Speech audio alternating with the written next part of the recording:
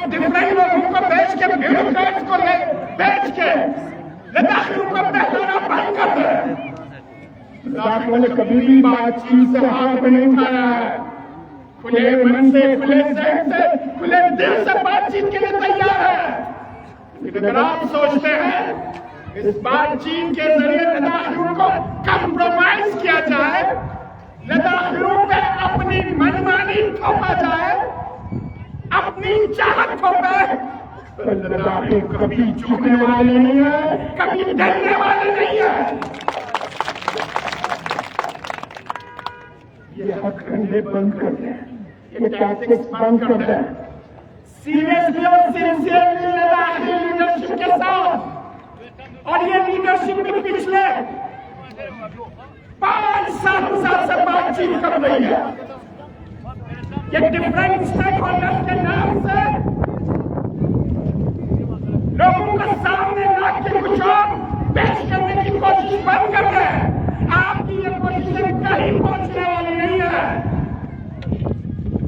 आपने देखा किस तरीके से लेके आवाम ने रहाई के बाद सोनम वांगचुक जी का शायराने शान तरीके से इस्तेमाल करके आपके मुंह पे अच्छी तरह से गालत फोड़ दी।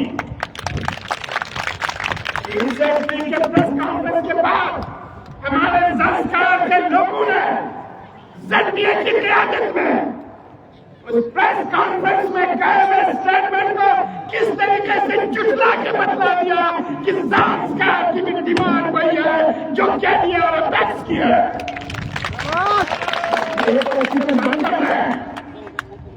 लोगों को तस्लीम कर लेना, ये लोगों को डिमांड कर लेना, कुछ अपने नाम निहाद चेहरे चमचों के जरिए लॉलीपॉप के खूबसूरत चीजों को लाके लोगों को पहचाना फुसलाना बंद कर दे। नाम निहाद अपने स्टेक होल्डर्स को लाके डिफरेंट प्लेटफॉर्म्स के जरिए लद्दाखियों के नाम निहाद लीडरशिप बना के पेश करके प्रोजेक्ट करने में बन जाते हैं। कहीं तो अच्छे वाली है। आज आप देख रहे हो पूरी लद्दाख के जो अपेक्स यहाँ पे है। यहाँ से तकरीब के इख्तिताम के बाद हमारे मुअज़्ज़ज़ मेहमानों लंच के बाद के जो अपेक्स की ज्वाइंट मीटिंग होगी। Course of action, future course of action बनेगा। लद्दाखी आवाम को हम खुलेआम ये बतलाना चाहते हैं कि हम अपने ईमान से, हम अपने उन अजीज जवानों के खून से, अपने उन अजीज जवानों के मुस्तक़बिल जिन पे धाराएं सेक्शंस लगा के बंद किए और जिन जख्मियों को आपने आत्महत्या कर दिया है, उनसे कभी भी दगाबाजी, सौदाबाजी और कंप्रोमाइज नहीं कर सकते। मैं केनिया के प्रधानमंत्री से सोनम वांगचुक जी की कुर्बानियों को खिराज तस्लीम पेश करना। इमरान सन के जरिए, पद यात्रा के जरिए, और जो इनके पास प्लेटफॉर्म थी, जो इनकी पहुंच थी नेशनल लेवल पर, इंटरनेशनल लेवल पर, उन सारे प्लेटफॉर्म्स पे इतनी जेल में 6 महीने बैठने के बाद भी उनके नाम के जरिए लद्दाख के दिमाग को हिंदुस्तान के जन जन तक पहुंचा दिया और हिंदुस्तान के जन जन जानने लगे, पता चला कि लद्दाख की जो कुछ डिमांड कर रहा है वो कानून के दायरे में है, आईन के दायरे में है, विद इन कॉन्स्टिट्यूशन है, आउट ऑफ कॉन्स्टिट्यूशन कुछ भी नहीं है। इसलिए लद्दाखियों को एंटी नेशनल देशद्रोही बनाने के लिए हथकंडे बंद कर दें। और यूपी एडमिनिस्ट्रेशन से भी मेरी रिक्वेस्ट है, इससे पहले की यूपी एडमिनिस्ट्रेशन का हाल आपने देखा। एसडी साहब से लेकर चीफ सेक्रेटरी साहब से लेकर डीजी साहब लद्दाख से क्या लेके गए आपने देखा। खुदा हमारे आपसे रिक्वेस्ट है, लद्दाखियों के खून में अपनी हाथ रंगने के, लद्दाखियों के मुस्तकबिल के साथ खेलने के और लद्दाखियों को एंटी नेशनल दिखाने की ये कोशिशें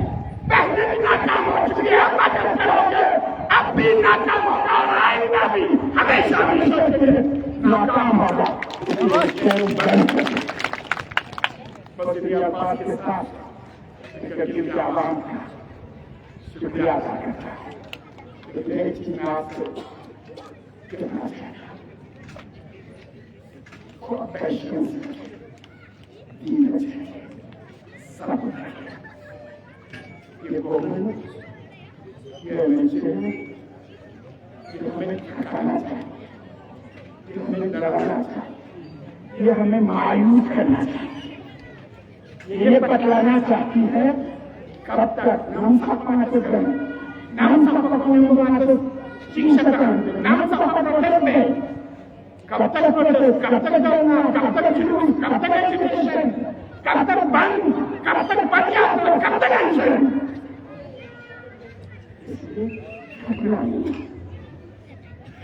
आपके और मेरे मुस्तकबिल का सवाल है, आपके और मेरे बच्चे बच्चियों का सवाल है, आपके और मेरे जमीन के हर एक टुकड़े का सवाल है, लद्दाख के मुस्तकबिल का सवाल है, आपकी कल्चर, आपकी संस्कृति, आपके मजहब का सवाल है, आपके सारे वजूद का सवाल है।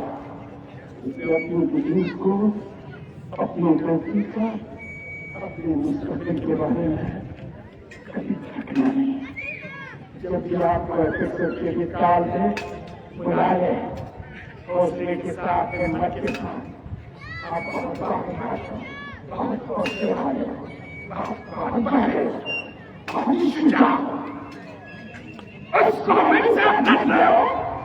जो बड़े बड़ों का इन्होंने जबान पे ताले लगाए, सबके जबान सीधे, सबको बंद कर दिया, खामोश कर दिया, साइलेंट कर दिया। अभी तक लगा आपको साइलेंट नहीं कर, आपको साइलेंट नहीं कर। मैं देखता हूँ कि ये क्वेश्चन उनके मेरे साथ काश करेंगे कोई चेयरमैन उनके साथ में था, जिनसे खुशामा नहीं करता, और जिस तरीके से आपने आपने खुद चेयरमैन की हैसियत से यकीन दहानी कराई, कभी भी को करगिल के अगेंस्ट, मुस्लिम को बुद्धिस्ट के अगेंस्ट लड़वाने की जो भी साजिशें की जाएगी, उन साजिशों को कभी भी कामयाब नहीं होने देंगे। केरल की कुछ की हैसियत से आपको पूरी यकीन कराना चाहते हैं। कभी भी लेफ्ट को करगिल के मुकाबले में, कभी भी मुस्लिम को बुद्धिस्ट के मुकाबले में, और रीजन के मुकाबले में लड़वाने की जो भी कोशिशें की जाए, हम उन सारी कोशिशों को नाकाम करके गवर्नमेंट ऑफ इंडिया की पूरी स्कीम का पानी फेंकेंगे।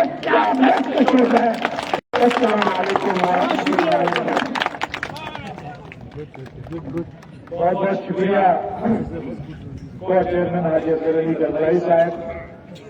बिल्कुल वजह फरमाया कि हमारे लिए हमारे जो 4 जवान शहीद हुए, यकीनन एक बहुत बड़ा जख्म का लदाख का वाक़या।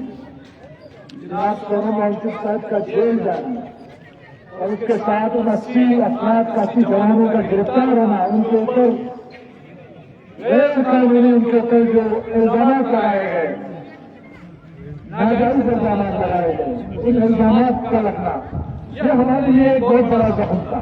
लेकिन उस सबसे बड़ा जख्म जो हमारे लद्दाख के ऊपर लगा कि इस पूरे साउथ एशिया में जितने भी ममालिक थे, उन सब के साथ लद्दाख के ऊपर जोड़ दिया गया। कहीं कहा गया कि ये चाइना के एजेंट है, कहीं कहा गया ये पाकिस्तान के एजेंट है, कहीं कहा गया ये श्रीलंका के इंटरेस्ट है, कहीं ये कहा गया कि ये नेपाल के रेवोल्यूशन के स्टाइल है। तो इस पूरे खिते में कोई ऐसा मुल्क नहीं पड़ा जिसके साथ लड़ाइयों को नहीं जोड़ा गया। ये सबसे बड़ा जख्म था। सारे जख्मों में सबसे बड़ा जख्म ये था। और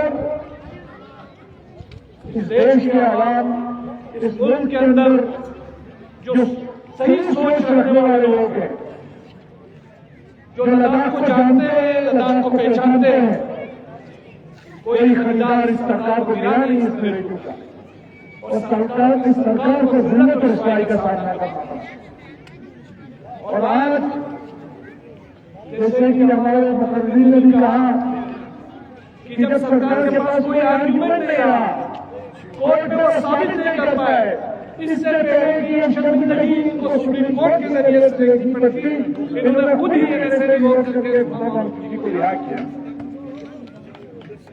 हम चाहते हैं सरकार से कि वो जितने छोटी छोटी ऑर्गेनाइजेशन को अपेक्स बॉडी और एलजीए और हमारी दीगर ऑर्गेनाइजेशन के खिलाफ उनको संगठित करने, उनको स्पॉन्सर करने के बजाय उसमें अपना टाइम वेस्ट न करते हुए कोशिश ये करे कि लद्दाख के लोगों की जो उमंगे हैं, उनकी जो एस्पिरेशन है, उसको एड्रेस करने की कोशिश करें।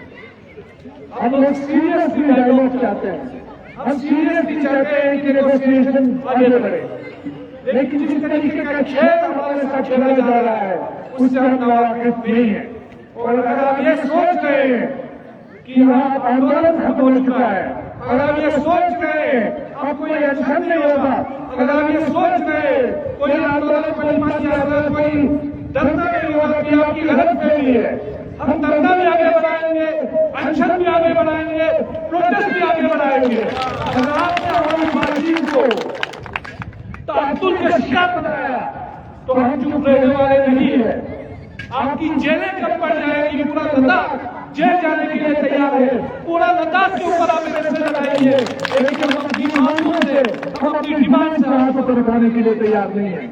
लिहाजा कुछ ऑर्गेनाइजेशन हमारे साबिका एलजी साहब के साथ खत्म हो गई, क्योंकि उस एलजी साहब ने बनाई थी, उसी के साथ वो ऑर्गेनाइजेशन भी खत्म हो गई। अब नए एलजी साहब से रिक्वेस्ट है कि वो अपनी तरफ से ही ऑर्गेनाइजेशन न बनाए, इसमें अपना टाइम वेस्ट न करें, बल्कि कोशिश करें कि लद्दाख के जनरल इंस्पिरेशन को एड्रेस करें। प्रेस कॉन्फ्रेंस के जरिए धमकियां देना बंद कर दे। हमने पहले भी कहा है, आज भी कहेंगे, हम अफगानिस्तान में नहीं रह रहे हैं, हम इंडिया में रह रहे हैं और अपने एक एक जो कानूनी हक है उससे वाकिफ है। ये सोच धमकियों का कोई गुजर चुका है।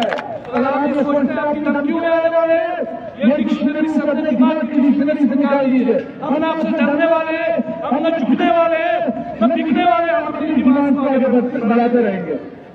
बेहतर ये है जिस तरह हमारी ये फौज हमारे इस बॉर्डर के ऊपर, ये नेशनल डिफेंस है, यह हमारी नेशनल सिक्योरिटी को देखते हैं। हमारे लोग इस सरहद में बसने वाले लोग इस मुल्क का नेशनल डिफेंस है। हम लोग कभी फौज की तरफ फौज में भर्ती नहीं होते, वर्दी नहीं पहनते, रिटायर भी नहीं होते, तनख्वाह भी नहीं लेते, लेकिन फौज से कम हमारी रिस्पॉन्सिबिलिटीज नहीं है। लेकिन जिस मुल्क की हुकूमत फौज से लड़ना शुरू कर देती है उसका क्या हश्र आपने देखा है। इसी तरह जिस मुल्क की अगर हुकूमत सरहद में रहने वाले लोगों को परेशान करते तो उस हुकूमत को भी जो है वो चैन से बैठ नहीं पाएंगे। देश के ही लोग बेदार हो जाएंगे, हमारे मुल्क के लोग बेदार होकर इस सरकार को जवाब देंगे और ये कहेंगे कि जो लद्दाख के साथ नाइंसाफी हो रही है वो नाइंसाफी देश के साथ नाइंसाफी है जो कभी बर्दाश्त नहीं की जा सकती।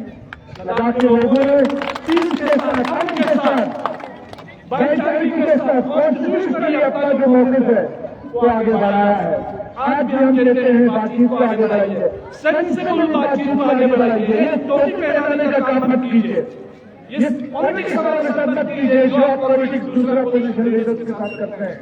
हम आपकी सियासत अच्छे से समझते हैं, लेकिन ये बात याद रखें, हम लद्दाख को क्रोनी कैपिटलिस्ट के हाथों गिरवी नहीं रख सकते हैं, नहीं रखेंगे। तो अगर आप इसके लिए अपना टाइम वेस्ट कर रहे हैं तो गलत कर रहे हैं। हमारा ये आंदोलन आगे बढ़ेगा, लद्दाख मिलकर होकर अपनी मांगों के लिए आवाज उठाएगा। इसी उम्मीद के साथ, इसी तवक्को के साथ कि हमारे जो लीडर्स मुस्तैद होकर अपनी आवाज बुलंद कर रहे हैं, हम उस आवाज में अपनी आवाज को शामिल कर रहे हैं। मैं आप लोगों के दरमियान ज्यादा वक्त न लेते हुए हमारे आज के मेहमान, हमारे हर दिल अजीज एजुकेशनिस्ट, एनवायरमेंटलिस्ट, हमारे लद्दाख के लोग और लद्दाख के आवाम की उमंगों, एस्पिरेशन की आवाज उठाने की तादाद में जो शख्स पाबंद सलासिल हुए और जिन्होंने न झुककर, जिन्होंने जुर्रत दिखाकर लद्दाख की अजमत का दिफा किया, मैं जनाब दोनों मंत्री को आपसे रिक्वेस्ट करूंगा कि आप आए, अपनी बात रखें और आपको मैं ये भी कहूंगा कि करगिल के अवाम जब आप जेल से बाहर थे तब भी आपके साथ इस आंदोलन में थे। जिस तरीके से आपने अटैक बैरियर किए गए कि इस महंगू को एक बल दिया और उसको एक इंटरनेशनल प्लेटफॉर्म तक पहुंचाया, नेशनल प्लेटफॉर्म तक पहुंचाया और आपके जेल जाने के बाद भी करगिल के अवाम ने आपको नहीं बोला और जो लोग आज जेल में हैं उन्हीं से भी हमने परामर्श नहीं किया है। मैं आपसे रिक्वेस्ट करूंगा कि आप आए और अपनी बात रखें।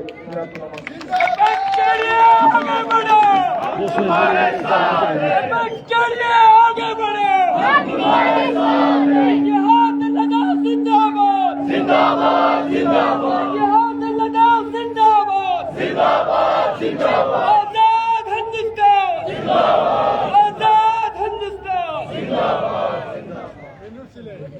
या करगिल के सभी बाशिंदों को जुड़े और सलाम।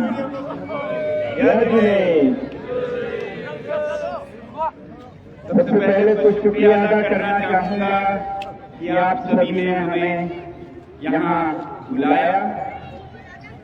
मैं वैसे करगिल बहुत बार आ चुका हूँ, बहुत सालों से, अगर वो तालीमी मुहिम में गांव-गांव में जाता था और तालीम के बारे में शऊर पैदा करने के लिए, और आज खुश होता हूँ कि वो उसके जो अंजाम हैं, उसके जो फ्रूट्स हैं, वो आज हमारे नौजवानों में देखने को मिलता है। मगर आज मैं यहाँ शुक्रिया अदा करने आया हूँ अपने साथी एपेक्स बॉडी के को चेयर का सिरीन साहब के साथ, का रमजान साहब के साथ और जो हमारे साथ आए हैं। मैं शुक्रिया करने आया हूँ करगिल के तमाम लोगों को और रहनुमाओं को, जिन्होंने जब लेह में हालात साजगार नहीं थे, जब वहाँ खौफ का माहौल था, सन्नाटा था, आप लोगों ने आवाज उठाई। मैं शुक्रिया करने आया हूँ करगिल के लोगों का, द्रास के लोगों का, जांस्कर के लोगों का, आर्यन वैली में बटालिंग के लोगों का, वाखा मुलबेग के लोगों का, बुरखर बुचिकतन के लोगों का, और खासकर जो रहनुमा हैं हमारे हमारे रुकने पार्लियामेंट हाजी साहब का, हनीफा साहब ने बहुत आवाज भी उठाई और बहुत कोशिशें की कि तमाम रहनुमा लीडरों के साथ जोधपुर में हमसे मिले। ये मुमकिन ना हो सका, मगर उनकी कोशिशों को सलाम करने आया हूँ, उनकी आवाज को सलाम करने आया हूँ। वैसे ही मैं शुक्रिया अदा करने आया हूँ असगर अली करबलाई साहब का, जिन्होंने हमेशा इस मुहिम के साथ अपनी आवाज मिलाई, बुलंद आवाज मिलाई। मैं याद करने आया हूँ कमर साहब का, जिन्होंने खासकर मेरे जेल जाने पर और रिहाई का हर वक्त आवाज उठाते रहे। मैं यहाँ जो यहाँ मंच पर हैं शेख साहब और सभी जो कारगिल के रहनुमा हैं, उन सबका शुक्रिया अदा करने आया हूँ। मैं शुक्रिया अदा करने आया हूँ हमारे कारगिल के जो एडवोकेट हैं, जो एपेक्स बॉडी की मदद करते हैं, हाजी मुस्तफा साहब का, जिन्होंने हर जगह एपेक्स की तो मदद की ही, मगर जेल में मुझे 2 बार 3 बार 4 बार मिलने आए, उनका शुक्रिया अदा करने आया हूँ। वैसे ही हमारे नौजवान हैं लियाकत दोषे, जो हमारे साथ पद यात्राओं पर चले महीनों 1000 किलोमीटर, और इस सर्दियों में भी मैं देख रहा था वो शहर शहर जाके लोगों को लद्दाख के बारे में समझा रहे थे। मैं यहाँ पर शुक्रिया अदा करने आया हूँ जो हमारे काउंसिलर्स हैं, हिल काउंसिल के एग्जीक्यूटिव्स, और मेरे यहाँ बचपन के मेरे कॉलेज के साथी फिरोज साहब भी हैं। पूरे तमाम कारगिल हिल काउंसिल के काउंसिलर्स और एग्जीक्यूटिव्स सबका शुक्रिया अदा करने आया हूँ, जो यहाँ यूथ और स्टूडेंट तबके के लीडर हैं, उनका शुक्रिया अदा करने आया हूँ।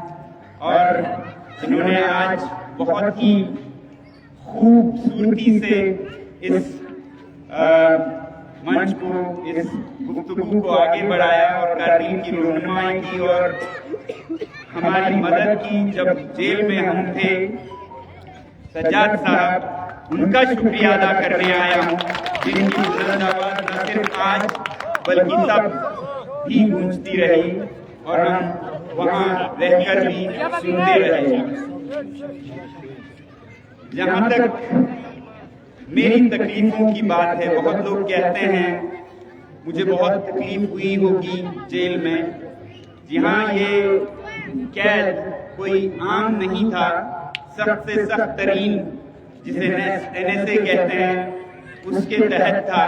तो आसान तो नहीं था, मगर अपने वसाइल, अंदरूनी वसाइल का इस्तेमाल करते हुए मैं बहुत ही फलता फूलता रहा अंदर अपने बढ़ावा देता हुआ। तो मैं इसे तकलीफ नहीं कहूँगा, अगर ये काम आए लद्दाख के तो ये बहुत ही अच्छा तजुर्बा है, जिसके बाद एक नया सवेरा हो। मगर मुझसे ज्यादा दुगना तीगना तकलीफ हमारी अहलिया गीतांजलि जी को हुई, जिन्होंने आपने देखा होगा किस तरह कोर्ट में अखबारों और रसायलों के साथ, चैनल के साथ लद्दाख का मुद्दा रोशन रखा, ताकि लोगों को लद्दाख या हमारी जो मुद्दा थी जेल की वो भूल ना जाए। तो उनको ज्यादा तकलीफ हुई दिल्ली में और जोधपुर में, और फिर यहाँ लद्दाख में जब हालात बहुत ही मुश्किल थे तो शेरिंग साहब को बहुत तकलीफें उठानी पड़ी। वो एक अकेले आवाज से बन गए थे, सारा जिम्मेदारी, सारा वजन उनके कंधों पर था जब वहाँ ऐसा माहौल बन गया था। मगर कारगिल में ऐसा नहीं था और कारगिल ने अपना रोल अदा किया आवाज उठाने का। तो इसलिए मैं कह रहा था, मैं शुक्रिया अदा करने आया हूँ आप सभी का। तो जहाँ तक लद्दाख का मुद्दा है, वो पूरे लद्दाख का मुद्दा है और हमें साथ मिलकर इस सफर को तय करना है। हम कभी लेह अकेला लद्दाख का एक अच्छा मुस्तकबिल बनाए। लद्दाख को जो हुकूक हैं, जमहूरियत के हुकूक, तहफुजात के हुकूक जिनका हमसे वादा हुआ है, या जो जमहूरियत के स्टेट के जो जिस जमहूरियत का हक हर एक शहरी को हिंदुस्तान में नसीब है, वो लद्दाख में भी नसीब हो, इतनी सी मांग थी। जो महफूजात 6 शेड्यूल में सरकार ने हमसे वादा किया था, उसकी हम मांग कर रहे थे। तो मैं तकरीबन 6-7 साल पहले इस बारे में, इसकी अहमियत के बारे में लोगों को तालीम कहें, एजुकेट कहें, करने की कोशिश कर रहा था। फिर देखा तकरीबन 5 साल पहले हमारे लीडर कादुस्तान साहब बहुत ही जद्दोजहद कर रहे थे इस मुद्दे को आगे बढ़ाने के लिए, और उन्होंने लेह और करगिल को यकजा करके इस मुहिम को और एक सतह पर वो ले जा रहे थे। तब मैं इस मुहिम से जुड़ा, क्योंकि मैं समझता था कि इस मुहिम में हर एक का रोल अहम है। हर कोई जिस तरह से भी रोल अदा कर सके उन्हें करना चाहिए। तो उस हैसियत से, एक शहरी के हैसियत से, मैं अपने तरीके से एपेक्स और KDA के लीडर्स जो मिलकर अब एक मुहिम चला रहे थे, उनकी मदद के लिए आया। तो ये मुझे खूबसूरत लगा। खूबसूरत मुझे ये लगा कि शायद पहली बार लेह, कारगिल, संस्कर, नुब्रा, द्रास, चमदम, सब जगह के लोग एक साथ मिलकर आवाज उठा रहे थे। तो मैं हमेशा इस तरह की हम आहंगी का ख्वाहिश करता रहा हूँ लद्दाख में। तो मैं इसलिए इसकी सपोर्ट में, इसकी मदद के लिए, क्योंकि अगर लोगों को थोड़ा मेरे बारे में मालूम हो तो मेरे जरिए लद्दाख का मुद्दा लोगों तक पहुंचे, पूरे मुल्क में, हिंदुस्तान में पहुंचे, सिर्फ इसी नजर से मैं आया था। मैं हमेशा से चाहता आया हूं और आगे भी बहुत जरूरी ये समझता हूं कि जो हम में यकजहती है, यूनिटी है, वो बरकरार रहे।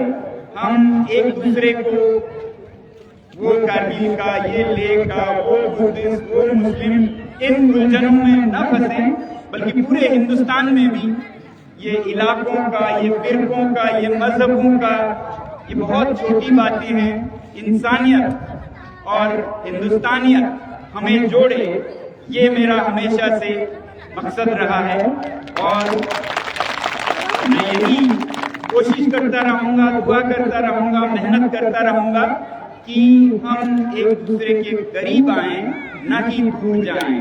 मैं आपको एक वाक्य सुनाता हूं, आज भी उतना ही वो मुफीद है, उतना ही आज भी उसकी अहमियत है। जो मैंने 12वीं क्लास में, 12वीं क्लास जब पास करके मैं इंजीनियरिंग के इम्तिहान में बैठकर कुछ महीने श्रीनगर में इंजीनियरिंग कॉलेज के इम्तिहान के बाद वहाँ ठहर रहा था, कुछ महीने तैयारी करके इम्तिहान देने के बाद, तब वहाँ पर मैंने ये देखा कि स्टूडेंट यूनियंस हैं, लेह के भी और कारगिल के भी, मगर दोनों मिलकर कोशिशें नहीं कर रहे थे। दोनों में इख्तलाफात थी, दूरियां थी।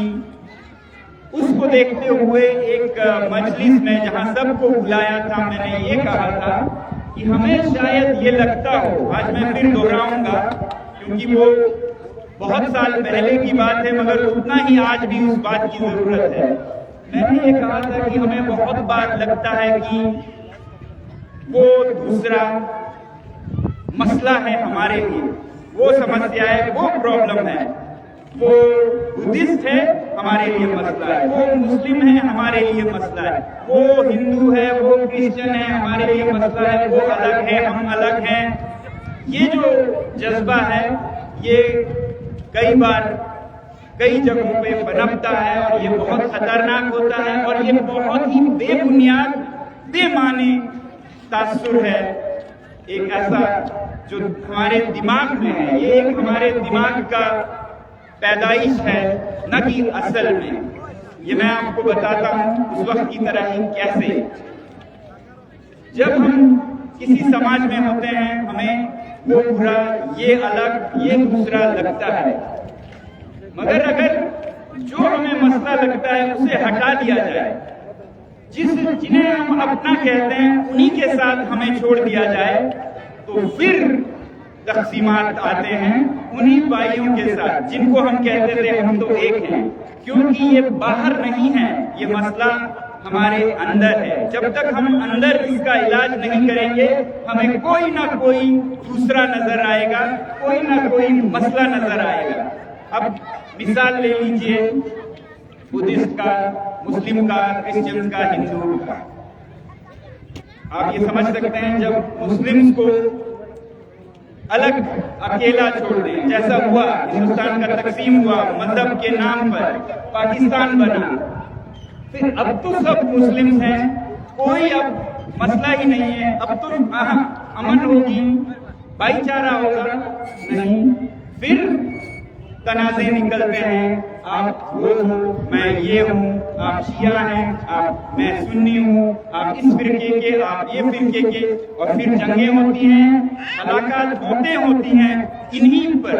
अब कोई हिंदू नहीं, मगर फिर भी वही इख्तिलाफात जारी रहते हैं। ये सिर्फ इस्लाम की बात नहीं कहूँगा, यही चीज क्रिश्चियन में भी होते हैं। जब क्रिश्चियन ममालिक खुद को, अब तो हम क्रिश्चियन है समझते हैं, उन्होंने औरों को अलग कर दिया, फिर कहीं प्रोटेस्टेंट निकलते हैं, कहीं कैथोलिक निकलते हैं, उनमें जंगें होती हैं। वैसे ही बुद्धिस्ट में कभी हमें ये लगता है, बुद्धिस्ट को भी, कि ये मुस्लिम मसले हैं, ये ना हो तो हम बहुत खुशी से रहेंगे। मुस्लिम को लगता है ये न रहें तो हम बहुत खुशी से रहेंगे। तो फिर तारीख को देखिए, हिस्ट्री को देखिए, उनमें भी फिर अलग अलग फिरके निकलते हैं। कहीं हीनयान और फिर महायान, वज्रयान, उनमें भी फिर अलग करें, फिर अलगाव निकलता है, तकसीम निकलता है। हम सोचते हैं लद्दाख में बुद्धिस्ट अलग हैं, मगर अगर आप तिब्बत की तारीख देखें, हिस्ट्री देखें, तो जब बुद्धिस्ट अलग खुद होते हैं तो फिर और तकसीमात निकलते हैं।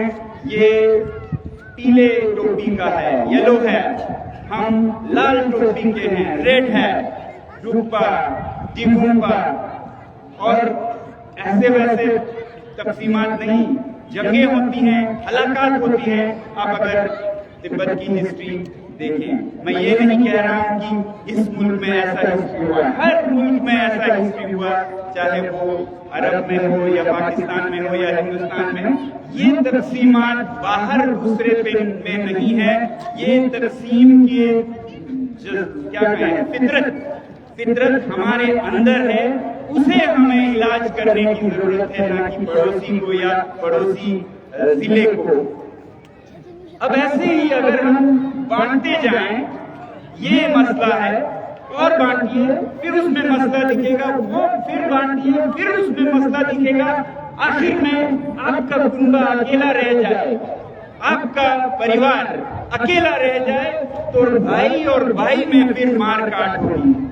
तो फिर अब वो तो किसी और फिरके का नहीं, किसी और मजहब का नहीं, आपके ही मजहब का, बल्कि आपके ही कुनबे का रुकन है, उसको भी आप दूसरा समझते हैं, मसला समझते हैं, भाई भाई का कत्ल करने निकल जाता है। तो ये जो तकसीम की फितरत है, ये अंदरूनी है, इसका इलाज हम अंदर करें, ना कि एक जिला दूसरे जिले को, एक मजहब दूसरे मजहब को करें। मैं आप सभी से लेह में, कारगिल में इल्तिजा ये करता हूँ कि हमारा दिमाग चाहे जितना खराब हो गया हो, इन तासुरों से, इन फितरतों से, हम कम से कम बच्चों का दिमाग ताजा रखें, खुशहाल रखें, उन्हें हम दूसरे की खूबियां बताएं, ना कि कमियां बताएं। कमियां बताएं तो उनमें जो कमियां हैं, जिसे बेहतर करने की जरूरत है, वो बताएं। तो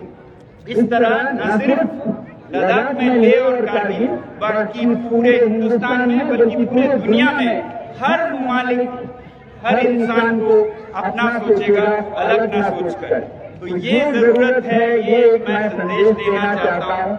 अगर लेह को कारगिल जुदा लगता है, अगर कारगिल को लेह जुदा लगता है, तो ये हमारे दिमाग की पैदाइश है, ये असल नहीं है। असली तकसीम की फितरत हमारे दिल में है, इसका इलाज जरूर करें, ताकि हम दोबारा मिलकर ऐसे दकियानूसी पुरानी बातों को,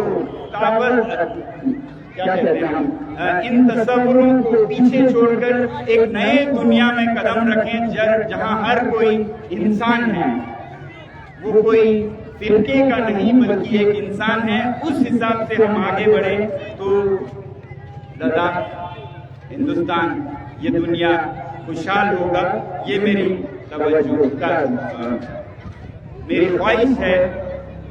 और जहां तक मेरे अपने आप लोगों ने, बहुतों ने जिक्र किया जेल जाने की,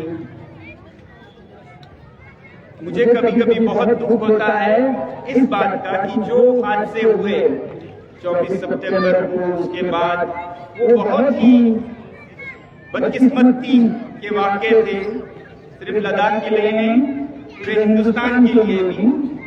क्योंकि हिंदुस्तान के सरहद पर जो लोग रहते हैं, वो हमेशा जाने जाते थे अपने देशभक्ति के लिए। सिर्फ लेह नहीं, कारगिल में जिन्होंने हर जंग में शहरियों ने हिस्सा लिया, जहां हर अगले घर से कोई ना कोई फौज में है, 50-60 लोग शहीद हुए कारगिल के जंग में। तो इसको समझने की जरूरत है। लेह हो, कारगिल हो, सब जगह लोग बहुत ही अपने कौम के परस्त हैं। और ये जो माहौल बना, कि ये एंटी नेशनल है या सोनम वांगचुक एंटी नेशनल है, ये बहुत ही बदनसीब एक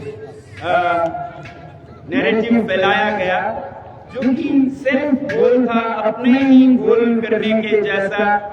क्योंकि हमारे पड़ोसी देश भारत को इज्जत करता है तो इस बात के लिए कि उनके सरहद के लोग कितने अपने कौम के साथ हैं, जो कि चीन नहीं कर सकता है।